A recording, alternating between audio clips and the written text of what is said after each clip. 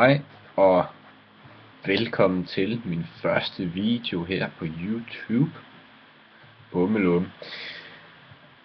Jeg vil prøve at lave nogle videoer omkring det her e-cigaret tingling der er. Den første her bliver til alle de der nye nogen, som lige skal finde ud af hvad det er. Jeg ved ikke særlig meget selv, så jeg tror det kommer til at gå meget godt sådan med hvad jeg sådan selv finder frem af hen ad vejen og prøver og køber og alt muligt mærkeligt. Men det er sådan, at i dag var jeg ude og investere i min første e-cigaret. Bare for at have et eller andet at prøve. Og jeg fandt en god gut i Esbjerg, som sagde, at han havde noget til nogle billige penge. Og så bummelum, der var vi oppe at køre. Så er jeg gået og røget lidt på den siden, og sådan lidt af hvert. Men allerførst, så tror jeg, fordi der er rigtig meget sådan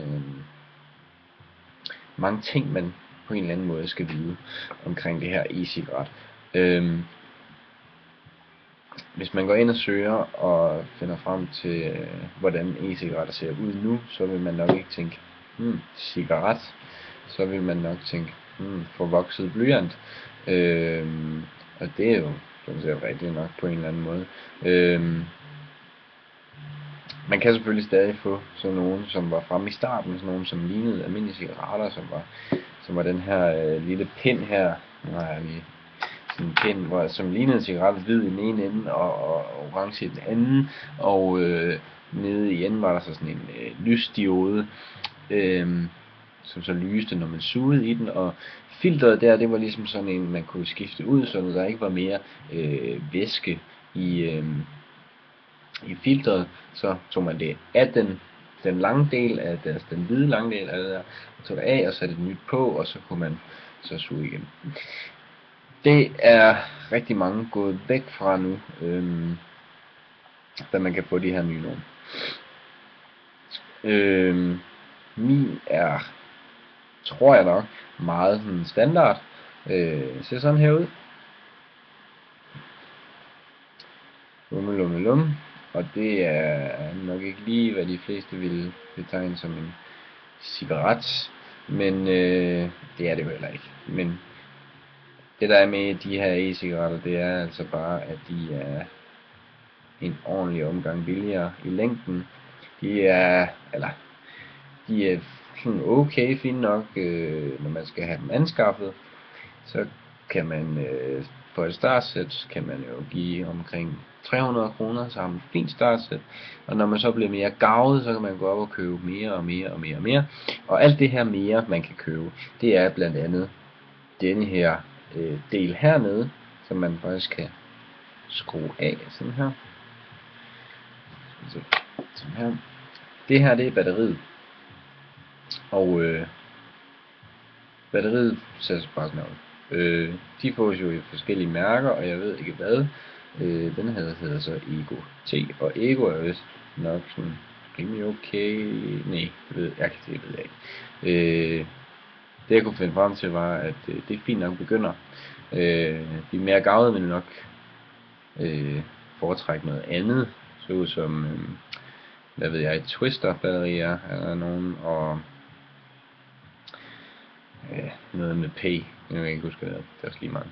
Men det ser sådan ud, og heroppe er der en knap, som er den, som ligesom aktiverer. Du kan se, den lyser blå, når man trykker på den. Der. Som ligesom sender strøm op igennem, op til toppen her, som sad her på før.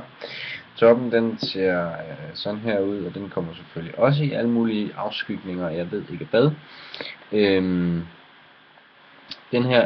Det her hedder sådan en clearomizer, fordi at det som gør, herinde er der sådan noget væske, det skal man bruge, der er sådan noget flydende noget i her.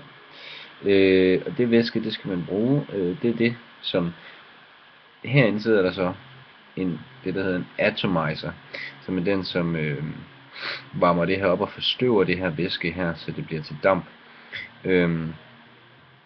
Så strømmen kommer altså op i her, og så sidder der sådan nogle væger på her, som suger væsken ind i atomizeren, og efter det, så kommer det ud som damp op igennem mundstykket, så suger man dampen ud her.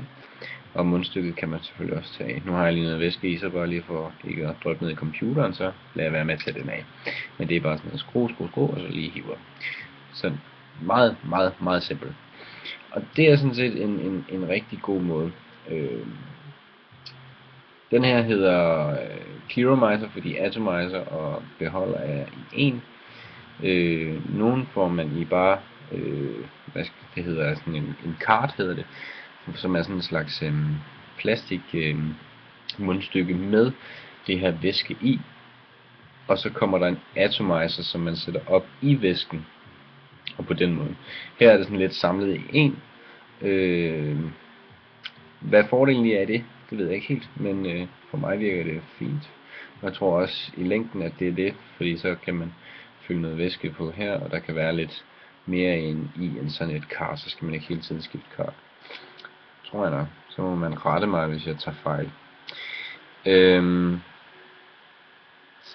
Så den skruer man altså på sit batteri her.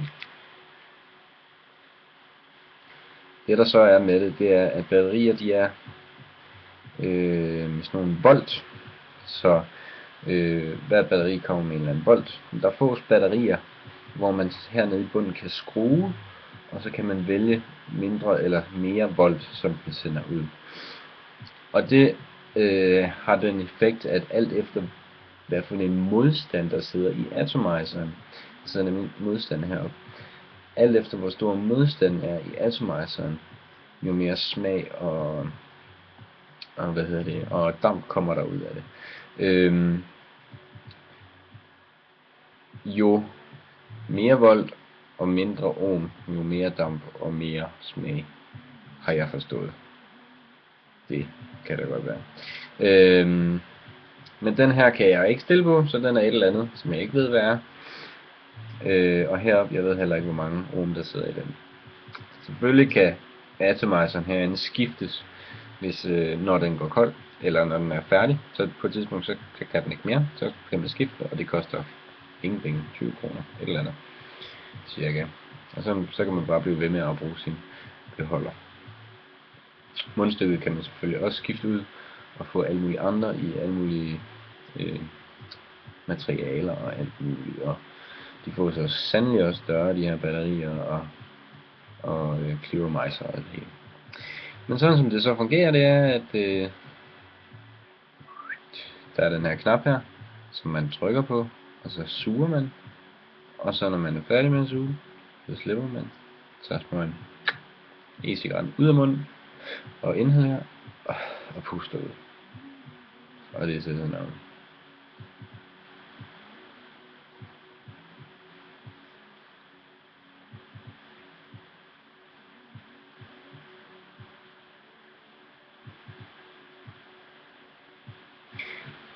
Jeg havde også prøvet de der, der kom helt i starten, de der helt små nogen, som lignede en rigtig cigaret og alt det der. Og det fungerede bare ikke rigtigt for mig. Nu kan jeg ikke sige så meget om det her, det fungerer for mig, fordi jeg kun lige har prøvet den en dag. Men der er betydelig forskel på det her, og så sådan en der. Den her giver rigtig meget smag, og giver halskras, og giver rigtig meget damp i forhold til sådan en anden en. Så på den måde er det her altså super godt. Selvom det måske virker sådan lidt akavet at rende rundt med, og sådan.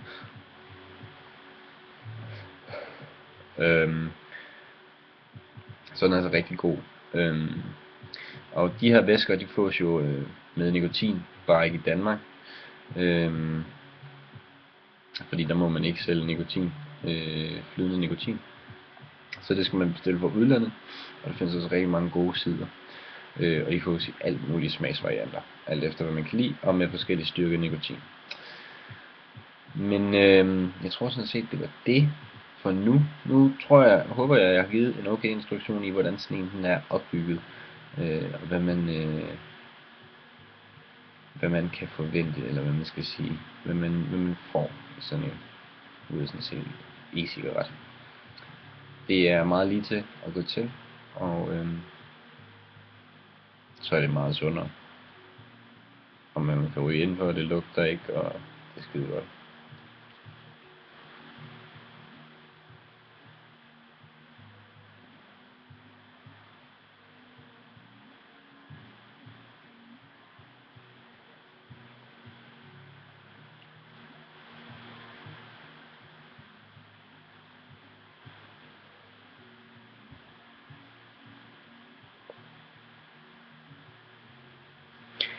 Jeg glæder mig til at kunne fortælle lidt mere om, hvad sådan noget e-cigaret det egentlig er.